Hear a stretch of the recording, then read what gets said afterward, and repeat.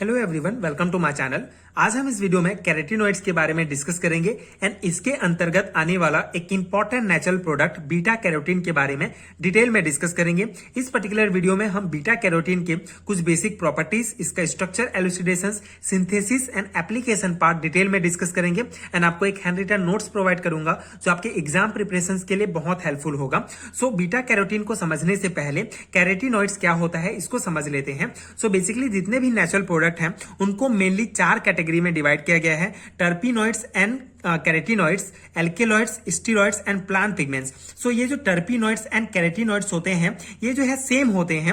Mainly ये terpenoids and carotenoids isoprene unit से मिलकर बने होते हैं। जितने भी टर्पिनॉइड्स एंड कैरोटीनॉइड्स के अंतर्गत नेचुरल प्रोडक्ट आते हैं वे आइसोप्रीन यूनिट से मिलकर बने होते हैं। सो इसमें बेसिक डिफरेंस ये है कि अगर कोई भी नेचुरल प्रोडक्ट जो कि 8 आइसोप्रीन यूनिट से कम 8 से कम आइसोप्रीन यूनिट से मिलकर बना है वो टर्पिनॉइड्स कैटेगरी के अंतर्गत आता है। एंड ऐसा नेचुरल प्रोडक्ट जो कि 8 आइसोप्रीन यूनिट या 8 से ज्यादा आइसोप्रीन यूनिट से मिलकर बना है तो उसको कैरोटीनॉइड्स के अंतर्गत रखा गया है। इसको आप इस प्रकार से भी समझ सकते हैं कि the number of carbon atom is below than 40 than that natural product is known as terpenoids. मतलब 40 से अगर कम कार्बन किसी भी नेचुरल प्रोडक्ट में 40 से अगर कम कार्बन है तो वे टर्पिनॉइड्स के अंतर्गत आते हैं। एंड अगर 40 कार्बन से ज्यादा कार्बन है, 40 या 40 से ज्यादा कार्बन है उस नेचुरल प्रोडक्ट में तो वे कैरोटीनॉइड्स के अंतर्गत आते हैं। आई होप कि आपको समझ में आया होगा। बेसिकली टर्पिनॉइड्स एंड कैरोटीनॉइड्स में बेसिक डिफरेंस ये है कि इसमें कार्बन एटम्स की संख्या, जैसे अगर कोई भी नेचुरल प्रोडक्ट है उसके स्ट्रक्चर आप देखेंगे तो कार्बन एटम से मिलकर बना है। सो कार्बन एटम्स अगर 40 से कम कार्बन एटम्स हैं उस स्ट्रक्चर में, उस नेचुरल प्रोडक्ट के स्ट्रक्चर में तो वे टर्पिनॉइड्स के अंतर्गत आते हैं। 40 से ज्यादा कार्बन एटम्स हैं, मतलब 8 आइसोप्रीन यूनिट से ज्यादा हैं तो वे कैरोटीनॉइड्स के अंतर्गत आते हैं। तो इस प्रकार से बेसिक डिफरेंस है टर्पिनॉइड्स एंड कैरोटीनॉइड्स में। सो टर्पिनॉइड्स के अंतर्गत हमने जितने भी इंपॉर्टेंट नेचुरल प्रोडक्ट है जैसे कि सिट्रल, जिरेनियल, अल्फा टर्पिनॉल, सेंटोनिन, ये सभी हमने डिस्कस किया है। अब हम यहाँ पे कैरोटीनॉइड्स मतलब जिसमें 40 से ज्यादा कार्बन एटम या 8 आइसोप्रीन यूनिट से ज्यादा आइसोप्रीन यूनिट से मिलकर बने हैं उनके बारे में डिस्कस करेंगे। सो कैरोटीनॉइड्स को इस प्रकार से जो है डिफाइन कर सकते हैं। So carotenoids also called tetraterpenoids are yellow, orange and red organic pigment that are produced by plants and algae as well as several bacteria and fungi. Basically carotenoids को टेट्राटर्पिनॉइड्स भी कहा जाता है। ये जो है yellow, orange and red organic pigment हैं जो कि हमको मेनली प्लांट से या एल्गी से, शैवाल से या फिर फंगी से या बैक्टीरिया से हमको प्राप्त होते हैं। And carotenoids give the characteristic colour of pumpkins, carrot, corn, tomato etc. So basically जो कैरोटीनॉइड्स होते हैं ये जो हमारे जो पंपकिन्स, कैरेट या जो कॉर्न या टोमेटो में जो हमारे जो कलर होते हैं उसके लिए जो रिस्पॉन्सिबल होता है वो कैरोटीनॉइड्स होते हैं। ओके, इस प्रकार there are over 1100 non carotenoids which can be further categorize into 2 classes.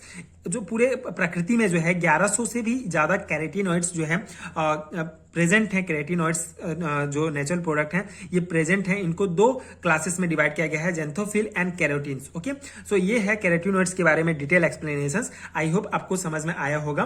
Basically carotenoids are tetraterpenoids that is number of carbon atom is above than 40 and this carotenoids are generally made up of 8 isoprene or more 8 to more isoprene unit. यहाँ पे अब हम इसका एक example है, important example है beta carotene. सो इसके बारे में आप डिटेल में डिस्कस करेंगे। बीटा कैरोटीन कैरोटीनॉइड्स के अंतर्गत आता है क्योंकि ये एक 8 आइसोप्रीन यूनिट से 8 से ज्यादा आइसोप्रीन यूनिट से मिलकर बना होता है। इसमें 40 से ज्यादा कार्बन एटम्स पाए जाते हैं इसकी स्ट्रक्चर में। सो इसके कुछ बेसिक पॉइंट्स हैं जैसे कि beta carotene found in pumpkins में पाया जाता है, sweet potato, carrot and winter squash में पाया जाता है and responsible for their orange yellow colour. जैसे कि जितने भी जो कैरोटीनॉइड्स होते हैं ये पंपकिन्स, कैरेट, टोमेटो, कॉर्न, इन सब में कलर जो होते हैं उसकी रिस्पॉन्सिबल होते हैं। तो इस प्रकार बीटा कैरोटीन जो होता है ये ऑरेंज एंड येलो कलर जो पोटैटो एंड जो हमारे जो पंपकिन्स में पाए जाते हैं, कैरेट में, उसके लिए रिस्पॉन्सिबल होते हैं। इसका जो मेनली जो इसका जो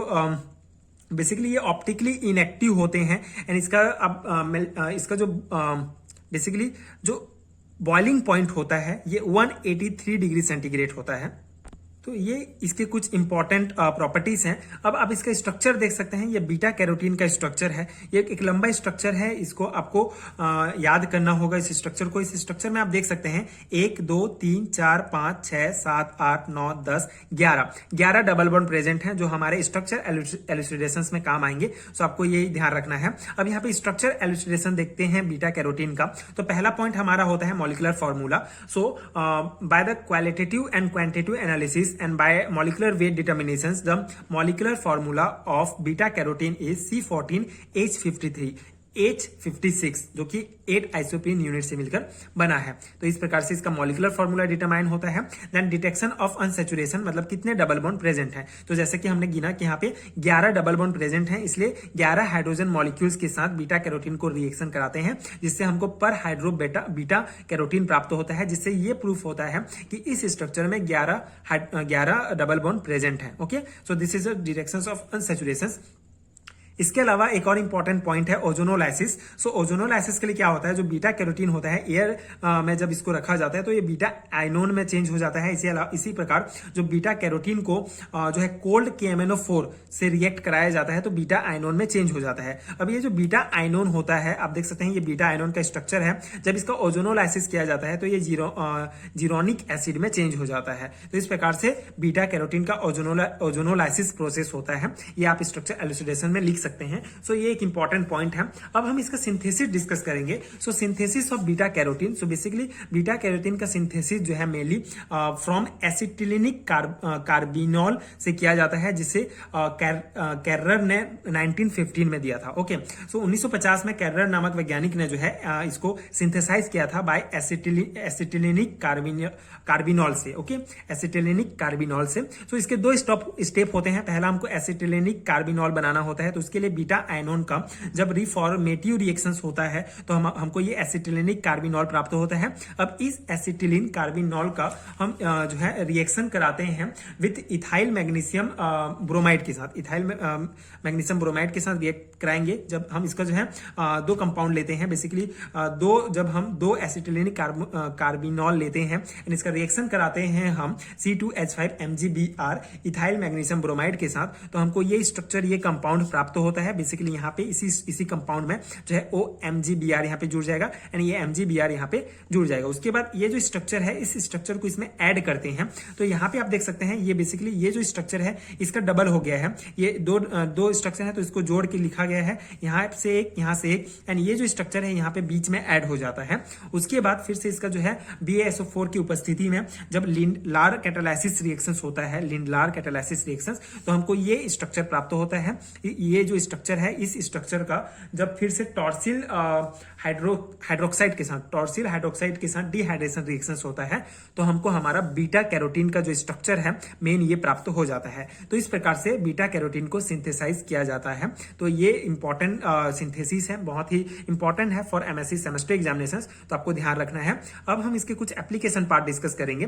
सो पहला इंपॉर्टेंट एप्लीकेशन है carotenoids diet help reduce symptoms of eye strain, dry eyes, headache and blurred vision and improve eye vision. So जितने भी कैरेटिनॉइड्स डाइट होते हैं, जिसमें कैरेटिनॉइड्स प्लांट पिगमेंट्स जो जितने भी कैरेटिनॉइड्स होते हैं, जैसे जितने भी नेचुरल प्रोडक्ट हैं कैरेटिनॉइड्स के अंतर्गत आते हैं, अगर उन चीज़ों को हम डाइट में शामिल करते हैं, जैसे पंपकिन्स हो गया, टोमेटो हो गया, जितने भी कैरेटिनॉइड्स इसमें पाया जाता है, तो रिड्यूस करते हैं आई स्ट्रेन के सिम्टम्स को, जैसे ड्राई आइज हमारा ठीक होता है, हेडेक एंड ब्लड विजन ये सब ठीक इंप्रूव होता है। And then the carotene has important role in photosynthesis में इस अल्फा कैरोटीन, बीटा कैरोटीन का बहुत इंपॉर्टेंट रोल होता है। तो ये कुछ इंपॉर्टेंट एप्लीकेशन है जो आपको ध्यान रखनी है। सो ये था detail explanations about beta carotene. I hope आपको समझ में आया होगा एंड आपके एग्जाम प्रिपरेशंस के लिए ये नोट्स हेल्पफुल हुए होंगे। इसके अलावा अगर आपको MSc सेमेस्टर एग्जामिनेशन से रिलेटेड हैंड रिटन नोट्स चाहिए तो आपको नीचे लिंक मिलेगा डिस्क्रिप्शन बॉक्स में PDF स्टोर का, जहां आपको MSc सेमेस्टर एग्जामिनेशन से रिलेटेड सारे हैंड रिटन नोट्स मिल जाएंगे जो आपके सेमेस्टर एग्जामिनेशन के लिए बहुत हेल्पफुल होंगे। तो एक बार आप डिस्क्रिप्शन बॉक्स में जाकर PDF स्टोर लिंक में जाकर पीडीएफ स्टोर में चेक कर सकते हैं। आपके सेमेस्टर एग्जामिनेशन के लिए नोट्स आप वहां से ले सकते हैं जो आपके एग्जाम प्रिपरेशन के लिए हेल्पफुल होंगे। सो ये था इस वीडियो का एनालिसिस। आई होप आपके लिए हेल्पफुल हुआ होगा। अगर वीडियो हेल्पफुल है तो आगे के वीडियोस देखने के लिए प्लीज चैनल के साथ जुड़े रहिए। प्लीज सपोर्ट कीजिए, like share and subscribe to my channel and thank you so much for watching.